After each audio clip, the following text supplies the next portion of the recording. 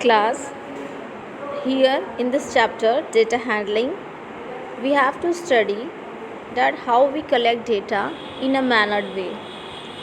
You have lots of information as your number information, phone number information, your marks information.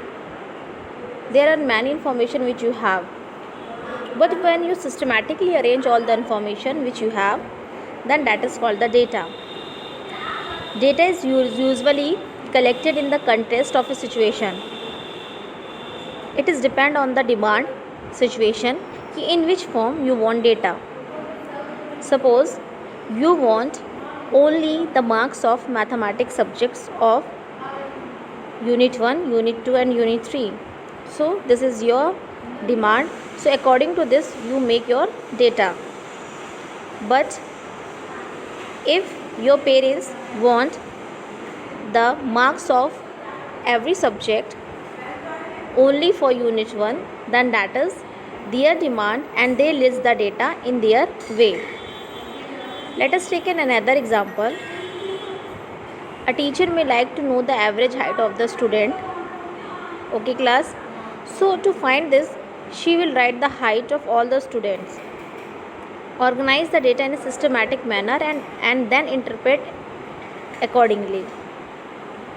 So this is the listing, but sometimes the data is represented graphically to give a more clear impact, more clear idea.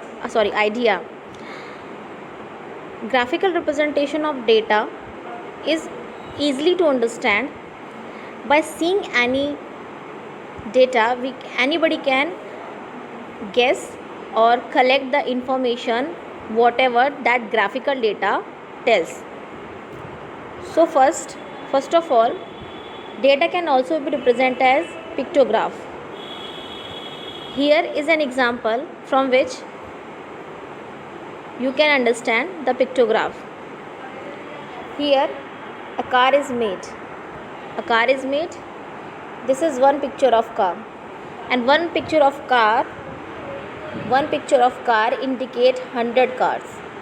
It means if one car is in the pictograph, it means there are total number of 100 cars. Here if you see July, how many cars? 2.5.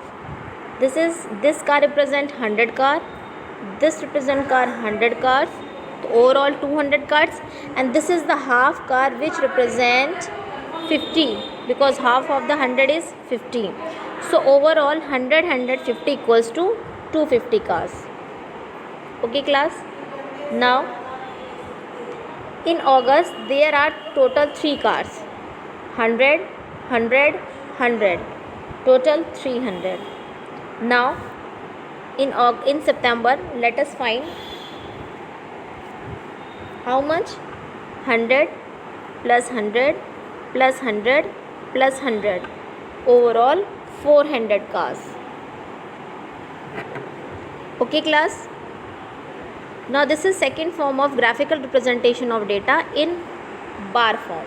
This is called bar graph. In this graph there are many bars.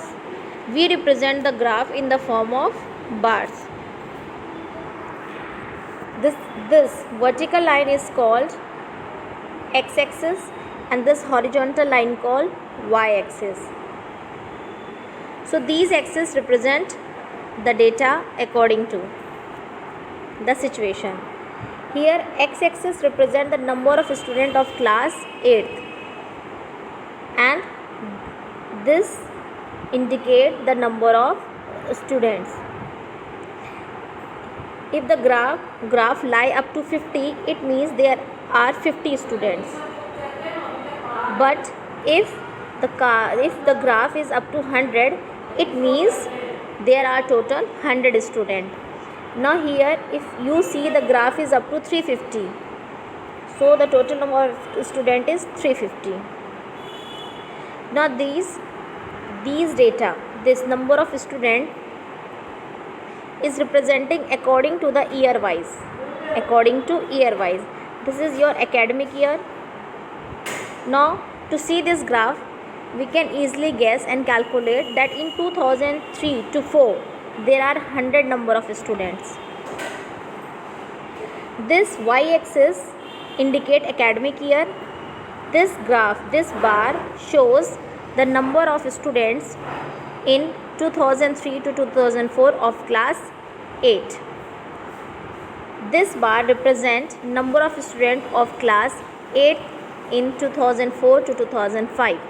Similarly, other graph shows the number of student of class 8 in the year 2005 to 6, 2006 to 7, then 2007 to 8.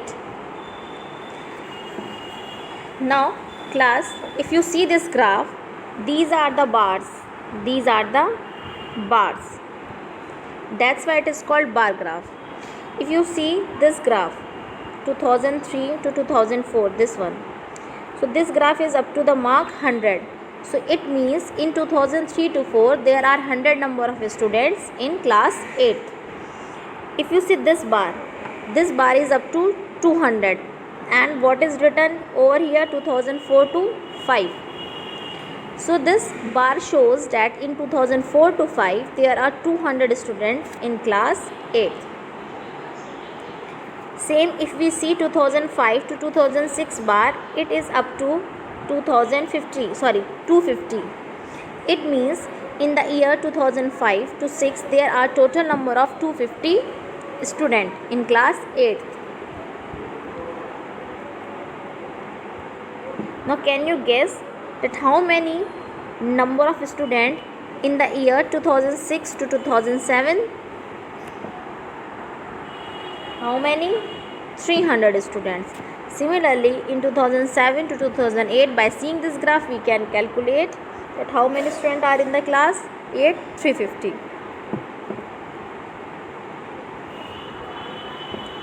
So this is called the bar graph.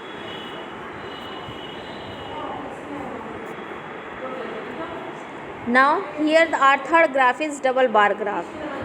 Okay, in this graph there are again bars, but there are two bars at a time, double bars. That's why it is called double bar graph. This graph basically used when we compare two quantities. When the two simultaneously data or comparison of the data is there, then we can use this type of graph. In this, x-axis shows marks obtained by a student. Here we have marks obtained by a student. This is 10 marks, 20 marks, 30 marks, 40, 50, 60, 70, 80. Okay. In x-axis there are overall from 0 to 80 marks. Now if you see this, then in the double bar graph, one bar, the bar white graph, the white bar shows the marks obtained by a student in the year 2005 to 6, and the dark box, dark graph, dark bar shows the marks of students in 2006 to 7. So if you see the graph here, on y-axis subjects is written, maths marks, social science marks, English marks, Hindi marks. So these graphs shows the marks obtained by a student in their respective subjects. So if you see these two bar graphs, here in this graph, these bars shows the maths marks obtained by the student. So here in 2005 to 2006, average number of marks by the student, or maybe it is of one student. Suppose a name of a student is XYZ. So XYZ marks in 2005 to 2006 is 30, and this is 2006 to 2007. But in next year 2006 to 7, he gained 60 marks. So see the difference. So there is a comparison between the marks in mathematics in the year 2005 to 6 and next year 2006 to 7.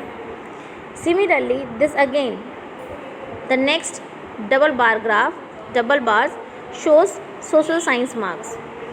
In year 2005 to 6, that student score up to the 50 marks.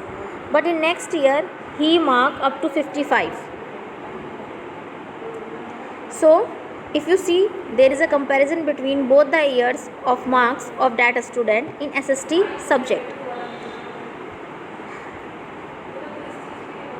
Similarly, you can observe the marks in science, English and Hindi. Many questions can arise from this double bar graph. A question arises that in which subject the student marks have changes. So, if you see, in Hindi both the marks equals, in English the result goes downward, and in science there is an improvement, but slight improvement. In SST also there is a slight improvement, but in mathematics, see the graph, there is a big difference. So in mathematics there is a big difference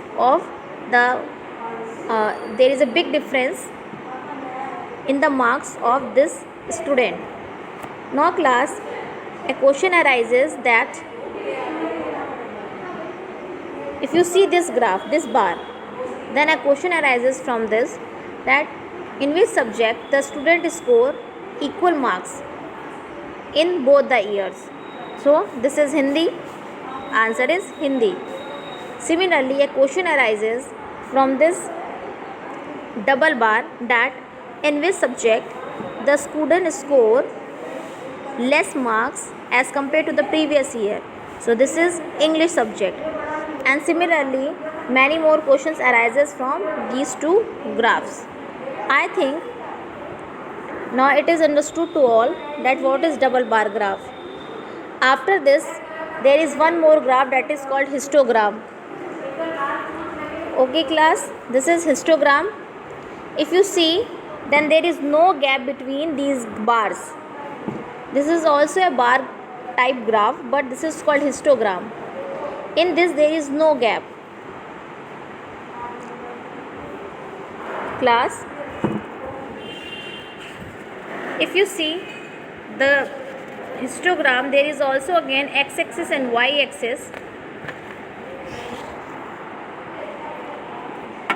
In this graph, in any way different from the bar graph which you have drawn in the last classes or in the previous, which I explained in these slides, in the previous slides, in these slides. Okay class, now if you observe, there are the two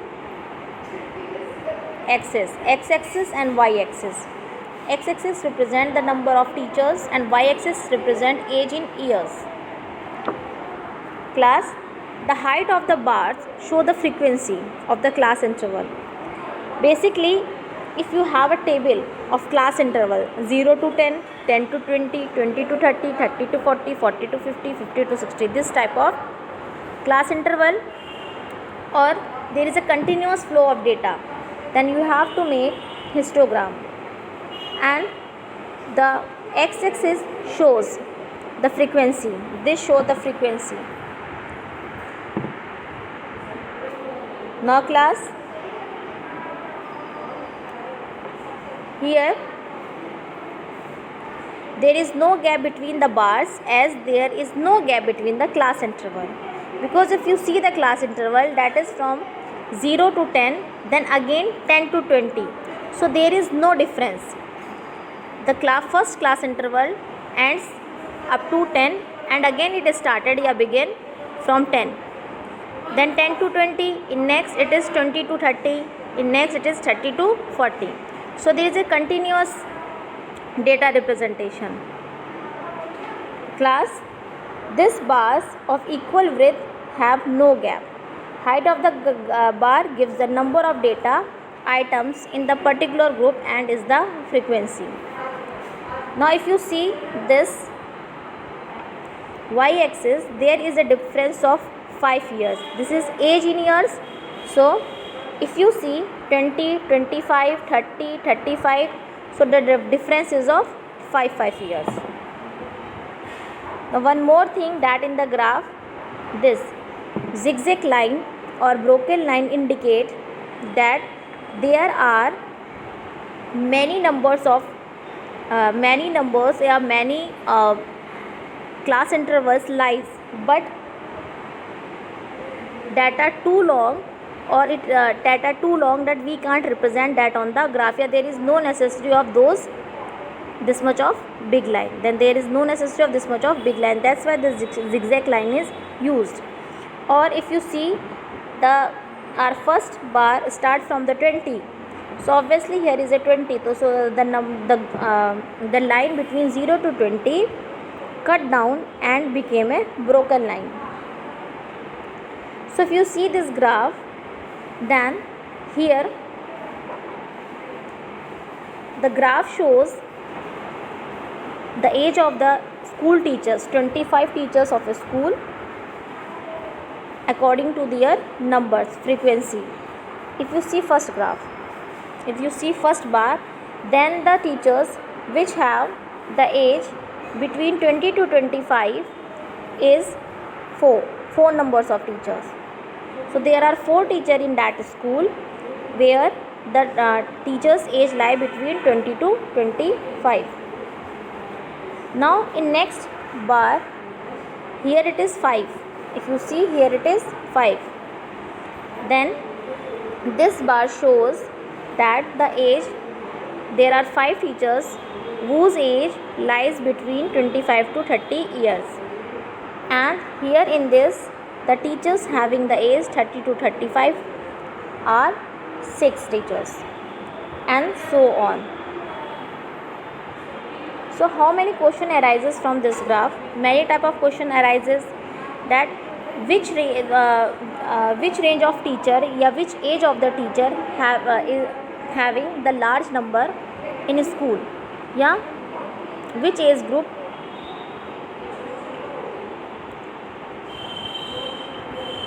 or it can be asked that which age group has more number of teachers.